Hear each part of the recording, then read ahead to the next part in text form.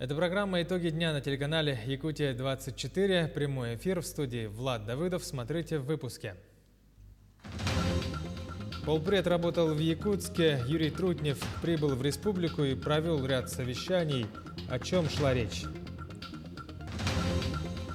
Изменения с 1 июля беременным женщинам, вставшим на учет в ранние сроки, начнут выплачивать ежемесячное пособие. Осторожно, клещи. Участились случаи в Ленском и Алданском районах. Местное население просят быть осторожнее. Обратный отсчет до старта спартакиады по национальным видам спорта «Игроманчары» остается чуть больше 1 месяца. Мы – то, что мы едим. Сегодня, 2 июня, отмечается День здорового питания и отказа от излишеств в еде. Как в этом помогают в республике?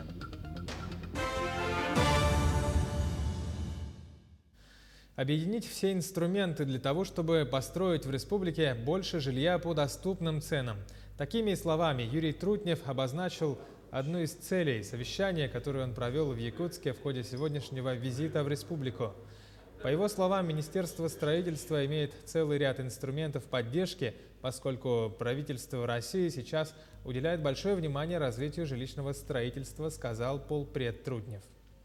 Что касается итогов совещания, то прежде всего мы создаем новый продукт для интенсификации жилищного строительства, снижения цены. Дальневосточный квартал. Сейчас Министерство по развитию Дальнего Востока этим занимается, и мы в том числе обсудили возможность заявки республики на строительство в данном формате. При этом возникают все преференции по налогам, которые предусмотрены территориями опережающего развития. Кроме того, продукты поддержки жилищного строительства созданы в рамках работы компании «Дом РФ». В свою очередь, глава республики Айсен Николаев сказал, что в Якутии в этом году должно быть построено не менее 570 тысяч квадратных метров жилья. Это больше, чем на 50 тысяч квадратов, чем в прошлом году. Вместе с тем, к сожалению, мы сейчас видим достаточно негативную динамику снижения строительства жилья, в первую очередь по городу Якутску. Она у нас устойчиво идет 19, 20, 21 годы. Это связано с тем, что в предыдущие годы выдавалось крайне мало разрешений на строительство, не готовилась инфраструктура, не выделялись земельные участки целевые для строительства жилья. И сейчас нам надо быстрее, как раз в достаточно оперативным порядком, готовить участки, строить массовое жилье для того, чтобы рынок жилья по городу Якутску в первую очередь привести в нормальное состояние. К сожалению, вот это падение почти на 100 тысяч квадратных метров жилья по городу Якутску привело просто-напросто к росту жилья, стоимости нового жилья, и на вторичном рынке также жилье сильно выросло без на то серьезных экономических обоснований. Поэтому вот те проекты, которые мы сегодня предложили в рамках Дальневосточного квартала, в первую очередь вот воинская часть города Якутска, готовятся также еще другие проекты по комплексному развитию территории здесь. Они призваны в первую очередь массово нарастить в ближайшие 3 года строительство жилья по городу Якутску, расселить аварийное жилье, расселять ветхое жилье, ну и, конечно, в конечном итоге повысить качество жизни людей.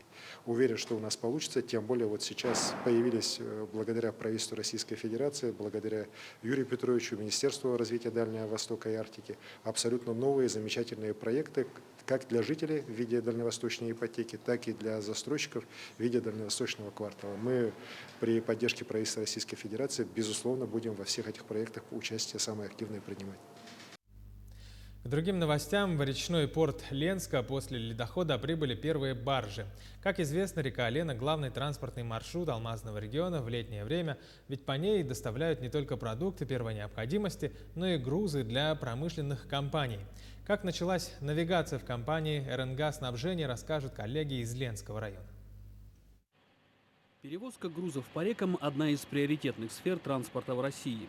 Использование естественных магистралей, большая грузоподъемность транспортных средств и высокая точность планирования обеспечивают низкую себестоимость данного вида транспорта. В Якутии ключевая транспортная артерия – это река Лена. Участок реки от порта Осетрова до Ленска наиболее нагруженный и активный в плане грузовых перевозок. А порт Осетрова в городе Усть-Кут – важнейший стратегический объект всей страны. осуществляет операционную деятельность на этом участке реки Лена. Чтобы выстроить оптимальные маршруты для поставки грузов в Алмазный край, создали дочернюю структуру РНГ-снабжения. Это отдельная компания в структуре ИСТИП холдинга, которая обеспечивает комплекс снабженческих услуг для группы РНГ, а также всех структур холдинга и компаний, работающих в Якутии. Складские базы есть в Москве, Усть-Куте, Ленске и Мирнинском районе. В оперативном управлении собственный мелкотоннажный флот.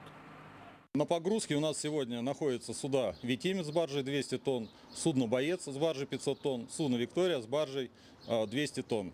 Все баржи прошли ремонт, преднавигационную подготовку, а также были проведены ремонтные работы в соответствии с требованиями Российского речного регистра. В перспективе планируется приобретение еще одного судна типа «Костромич» с двумя 200-тонными баржами. Это позволит нам вывести до 70% грузов собственными силами и собственным флотом. Развитие транспортно-логистического направления – одна из ключевых сфер деятельности группы РНГ. Для построения логистической цепи восстановили и запустили в эксплуатацию железнодорожный путь на Усть-Кутской базе РНГ-снабжения. Произведен ремонт полотна, была подготовлена вся документация для ввода в эксплуатацию пути. Наличие своего пути нам позволило сократить время обработки вагонов под грузовой операцией, также контроль качества выполнения работ и простой вагонов. ЖД-путь 300 метров протяженностью за 7 месяцев 2020 года позволил обработать нам 230 вагонов. В этот навигационный период РНГ-снабжение планирует вывести более 15 тысяч тонн сухогруза с порта Осетрова до речного порта в городе Ленске. Из них 10 тысяч тонн собственным флотом. Мы не останавливаемся на достигнутом. В этом году провели успешную работу с Ространснадзором по получению лицензии на прием опасных грузов. Также у нас в работе открытие параграфов по приему контейнеров. Это даст нам преимущество самим контролировать полное поступление своих грузов. Оперативная отправка грузов и контроль на каждом этапе процесса – главные задачи РНГ-снабжения в навигационный период. Всего в 2021 году предприятие примет и доставит через свои базы 25 тысяч тонн различных грузов. РНГ-снабжение планирует развивать свой флот в Ленском речном бассейне, а также обустроить инфраструктуру на причале в Ленске. Роман Муконин, Анна Винокурова, Артур Голиков, телеканал «Алмазный край». С 1 июня в Нерюнгри начался ямочный ремонт дорог. Работы ведут струйно-инжекционным способом. В этом году на эти цели из муниципального бюджета выделили более 6,5 миллионов рублей. Еще на этот год запланировано сплошное асфальтирование участка дороги от улицы Амгинская до улицы Кравченко. На эти работы городской администрации уже заключены муниципальные контракты. Сумма составляет около 8 миллионов рублей. У нас дороги на сегодняшний день представляют собой действительно такое вот жалкое зрелище. Вот это и есть. Но вот чтобы взять и все сразу отремонтировать, взять и все сразу привести в нормативное состояние очень тяжело. Например, для того, чтобы проводить даже тот же самый ямочный ремонт, мы сначала должны эти дороги очистить от всего того, что было нанесено на них в течение года. Это не так-то просто, для этого нужна специализированная техника. Подрядчик, конечно же, старается. Дополнительное финансирование направят на защиту лесов от сибирского шелкопряда. Вопрос борьбы с вредителями леса рассмотрен накануне на встрече главы Якутии Айсена Николаева с замминистра природных ресурсов и экологии России Сергеем Анаприенко, а также с руководителем Федерального агентства лесного хозяйства Иваном Советниковым. Рослесхоз и Республика выделят средства на дополнительное финансирование мероприятий по борьбе с шелкопрядом. Также стороны обсудили меры повышения эффективности охраны лесов на территории региона от пожаров, также снижению их количества. Кроме этого, разговор коснулся перспектив развития лесопромышленного комплекса в южных районах Якутии. Первые пострадавшие от укусов клещей зафиксированы в Валданском районе. 16 случаев нападения зарегистрированы в райцентре, а также в Томмоте и Нижнем Куранахе. Все подробности у Ангелины Вахниной. Теплая погода не может не радовать, однако в лесу, на даче и даже в городе необходимо помнить о том, что с наступлением лета начинается сезон клещей. Кровососущие впиваются под кожу. Большую опасность представляют инфицированные насекомые. Они являются переносчиками таких серьезных заболеваний, как болезнь Лайма и энцефалит. Проходит она также планомерно. К сожалению, население пока неохотно вакцинируется. На сегодняшний день у нас 16 укусов клещами уже зарегистрировано. Это 9 алдан, 5 томот и 2 курана. Последствия укуса маленького кровопийцы могут быть фатальными. Нарушение речи, потеря координации движений, частичный или полный паралич и даже гибель. Минимизировать риск нападения клеща можно, спрятав открытые участки тела и обработав одежду специальным спреем. Максимальную защиту дает вакцинация. На сегодняшний день все клещи отправлены на исследование. Половина из них не энцефалитные, половина находится в работе. В случае укуса пострадавшие, не поставившие прививку, получают экстренную профилактику противоклещевым иммуноглобулином. Однако в этом году препарата в Алданском районе недостаточно. В этом году, к сожалению, у нас есть большая проблема. Это отсутствие иммуноглобулина противоклещевого, так как завод перестал выпускать этот иммуноглобулин. Поэтому единственное средство профилактики на сегодняшний день является вакцинация. Уже имеются проблемы. Из 16 нападений иммуноглобулин получили остатки всего 2 человека. Вакцинация против клещевого энцефалита проводится в течение года. Однако оптимальная пора для получения прививки – март-апрель, чтобы до наступления тепла выработался иммунитет. Ангелина Вахнина, Георгий Баранов, Алдан. Беременным, вставшим на учет в ранние сроки, начнут выплачивать ежемесячное пособие с 1 июля. Напомним, в апреле Владимир Путин в своем послании Федеральному собранию поручил ввести новые меры для поддержки семей с детьми, в том числе беременных женщин. Соответствующий закон вступил в силу с 26 мая. Таким образом, взамен действующему единовременному пособию женщинам, вставшим на учет в медорганизациях в ранние сроки беременности, с 1 июля будет установлено ежемесячное пособие. Это разъяснили в региональном министерстве труда. Свыше 3000 квот на рабочие места предусмотрели для инвалидов в организациях республики в этом году. Наибольшее количество квотируемых рабочих мест установлено в Якутске, Алданском, Мирнинском, Нернгринском районах. При этом в этих районах квота выполняется на 70%. В северных и арктических районах выполнение квоты составляет порядка 90%. Квота выполняется 805 организациями, в том числе АО «Водоканал», Национальным центром медицины, АО «Саханефтегазсбыт», АО «Полюс Алдан». Не выполняют квоты организации промышленного и транспортного сектора. В республиканском реестре состоит 573 детских лагеря, в которых планируется отдых 38 тысяч детей со всего региона. Большая часть этих лагерей дневного пребывания. Между тем, с учетом нестабильной эпидситуации в 7 районах Якутии, первая смена по дневным лагерям пока начнется в онлайн-режиме. Тем временем в республиканском ресурсном центре «Юные якутяне» уже прошли первые дистанционные мастер-классы. Наш корреспондент Ульяна Шагина подробнее о том, чему новому, сидя дома, могут научиться дети этим летом. Сегодня мы покажем мастер-класс пиццу из пластилина, техники пластилинография. Первые онлайн-уроки ресурсного центра «Юные якутяне» уже проходят в онлайн-формате. Летний досуг здесь стартовал с республиканского фестиваля «Лето наших открытий 2.0», в рамках которого до начала июля участники точно не останутся без дела. Мы его проводим как разные активности, разные мастер-классы. В Инстаграме, в нашем Ютубе проводятся ежедневно прямые эфиры по разным направленностям, по разным темам. Так, первый день фестиваля начался с онлайн-уроков для детей по различным техникам. Хатанские воспитанницы Дома творчества «Ситым» из-за пандемии не имеют возможности посещать лагерь, но с удовольствием вместе со своими педагогами обучают детей онлайн-лепке пиццы из пластилина, а также азам макраме. Я сегодня сделала куколку из макраме? Да. И пиццу сделала из пластилина. Ну, твоя задача сегодня какая была? Ты должна была в прямом эфире объяснять еще детям, да, как это все делается? Ну, сложно это, вот расскажи. Нет, это не сложно. Для самих же педагогов такие занятия уже не в новинку. Еще с прошлого года они овладели различными онлайн-платформами и теперь с удовольствием делятся с детьми своими знаниями через экраны своего гаджета. Надо же все равно заинтересовать ребенка. чтобы он посещал, заходил, общался с нами. Но это сложнее, чем... Конечно, да, сложнее, но мы стараемся. В прошлом году ресурсный центр «Юные якутяне» провел более 130 различных онлайн-курсов, которыми охватили более 230 тысяч детей по всей республике. В этом же году задачи остаются прежними. Дети не должны сидеть без дела, даже во время пандемии. И лучше узнать что-то новое, развивать себя, чем целый день играть в компьютерные игры. Ульяна Шагина, Семен Семенов, Якутск. В Нерюнгринском бизнес-инкубаторе Центра «Мой бизнес» вручили ключи от офисов 5 новым резидентам. Теперь этим предпринимателям доступны все услуги, включая государственные и муниципальные. С подробностями Ирина Кичигина.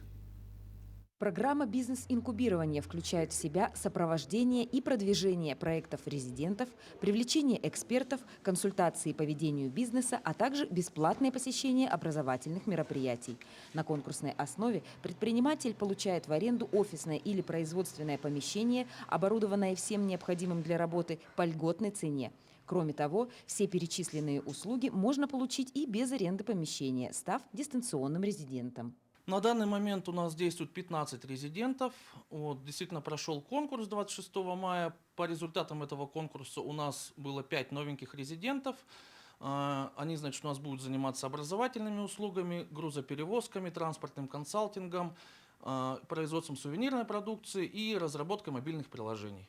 Для того, чтобы стать резидентом бизнес-инкубатора, прежде всего необходимо, чтобы подходил вид деятельности. Есть ряд ограничений, которые не допускают прохождения конкурса, такие как оптово-розничная торговля, добыча полезных ископаемых, медицинские и нотариальные услуги. Сама программа бизнес-инкубирования рассчитана на 3 года. За это время предприниматели получают возможность развивать свое дело с минимальными затратами и могут укрепить свои позиции в бизнесе. Если даже разбирать момент такой аренды, дешевле в городе точно аренды не будет. А плюс тому, что тут образовательные учреждения рядом находятся, и тут, так сказать, небольшая семья уже, и все друг другу помогают в плане юридических моментов, бухгалтеры. То есть мне уже сэкономить я могу реально за счет того, что я какие-то моменты получаю бесплатно. Вести свой бизнес с такой поддержкой, конечно, намного проще. И начинающие предприниматели, безусловно, благодарны бизнес-инкубатору за возможность быть его резидентом. Ирина Кичигина, Захар Головин, Вадим Барашков, Нерюнгри. Сегодня, 2 июня, отмечается День здорового питания и отказа от излишеств в еде. Дата обращает внимание на то, что ежедневное питание требует грамотного подхода и осознанности. В республике есть различные школы и центры, где специалисты пропагандируют здоровое питание населению, проводят специальные курсы, назначают персонализированное меню, рассказывает Алексей Лукьяненко.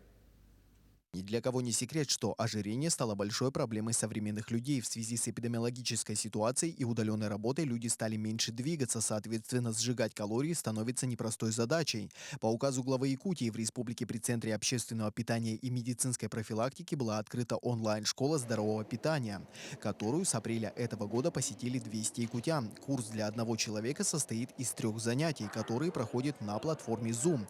Люди подробно узнают о работе пищеварения, разбирают компоненты пищи и принципы осознанного питания. Один из первых принципов здорового питания – это разнообразие рациона для людей, которые проживают в северных и арктических территориях. Да?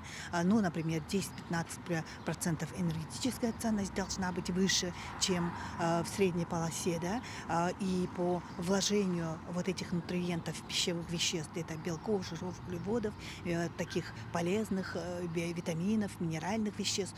Для достижения результата, помимо сбалансированного и правильного питания, также одним из ключевых моментов является спорт. Тренеры отмечают, что для желаемого результата новичку нужно записаться в спортивный зал, где опытные спортсмены подберут нужный вам рацион и тренировки.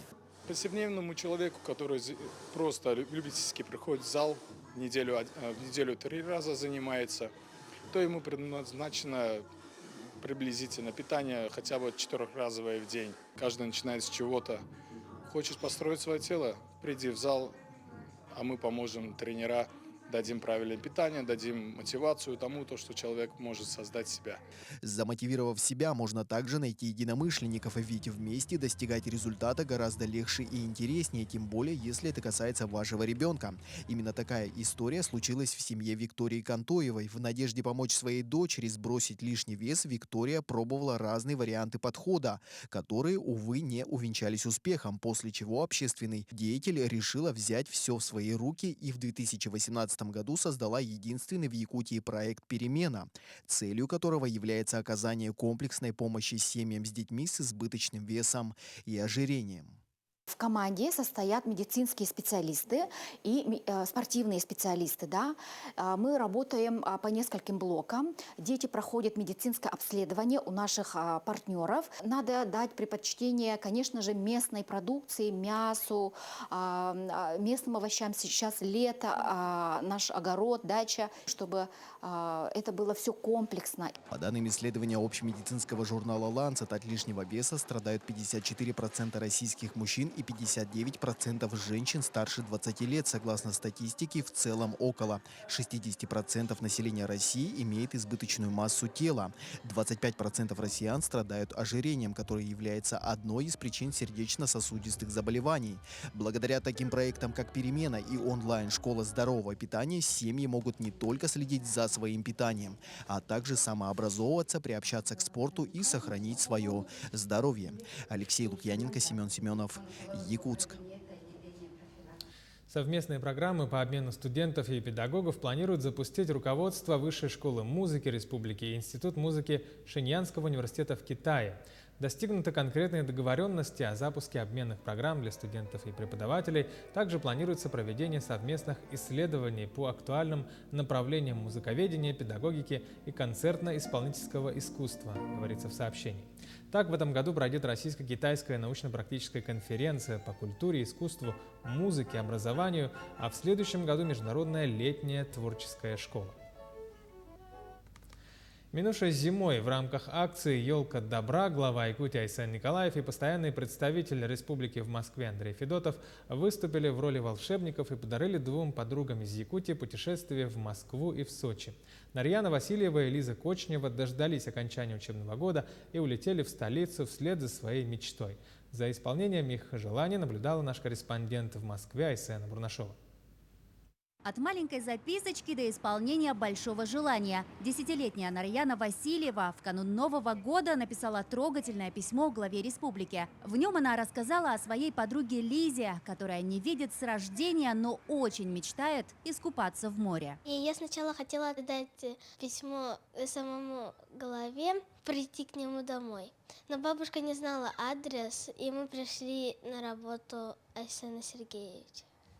Я была очень рада, когда она написала письмо президенту, потому что я мечтала с ней поехать на море. Я была удивлена тому, что такая подружка смелая. Мечта подруги, изложенная в письме, конверт, все же дошел до адресата. Перед Новым годом от имени главы республики Лизе и ее бабушке вручили сертификат на перелет в Москву и обратно. К исполнению детской мечты подключилось и постоянное представительство Якутии. Андрей Федотов вручил обеим девочкам и их сопровождающим билеты в Сочи. Я, конечно, с большим удовольствием помогу выполнить эту мечту Нарьяны и ее подруги Лизы. Мы постараемся в следующем году, чтобы вы обязательно попали на берег теплого Южного моря. Мы очень благодарны нашему президенту Айсену Сергеевичу и, конечно, очень благодарны постоянному представителю Якутии Андрею Федотову. Мы выражаем такую благодарность. Я думаю, вот такой вот поступок внучки навсегда в душе останется. Спасибо большое, что дали возможность детям вместе отдохнуть на море. Сияющие от счастья глаза. Мечта девочек сбылась. Море эмоций подружек ожидает и до вылета в южный город. В Москве Нарьяна и Лиза посетят Москвариум и поплавают с дельфинами. И я так была рада, что Лиза полетит на море, и покупается там. Будет все сбываться, если верить в мечты и чудеса. Айсена Бурнашова, Виктор Олесов, Джур Березкин, Москва. Исполком Олимпийского комитета России утвердит состав национальной команды на игры в Токио 1 июля. Олимпиада должна была пройти, как известно, с 24 июля по 9 августа прошлого года, но из-за пандемии соревнования были перенесены на год и теперь состоятся с 23 июля по 8 августа 2021 года. 20 марта организаторы окончательно решили проводить игры без иностранных болельщиков. Решение по поводу допуска японских зрителей должно быть принято в июне, в зависимости от ситуации с распространением коронавируса в этой стране. Ну а до старта спартакиады по национальным видам спорта играм Анчара остается чуть больше месяца. Подготовка к главному старту идет полным ходом. Сегодня оргкомитет игр представил журналистам спонсоров и партнеров предстоящих игр. Известно, что на такие крупные спортивные события требуется большое финансирование, поэтому привлечение сторонних спонсоров является мерой необходимой. Общая требуемая сумма равна 15 миллионам рублей. На сегодня привлечение средств продолжается. У нас, к сожалению, исходя из эпидситуации, которая складывается в нашей республике, в целом по стране, эти мероприятия будут происходить с учетом определенных ограничений и требований, которые предъявляются со стороны надзорных органов. Это, во-первых, работа по вакцинации всех участников и организованных гостей, и, во-вторых, соблюдение мер безопасности. С точки зрения организационной работы, то работа на финишном этапе, в том числе по строительству объектов, по благоустройству территории. Я думаю, что в течение июня месяца будут эти работы завершены.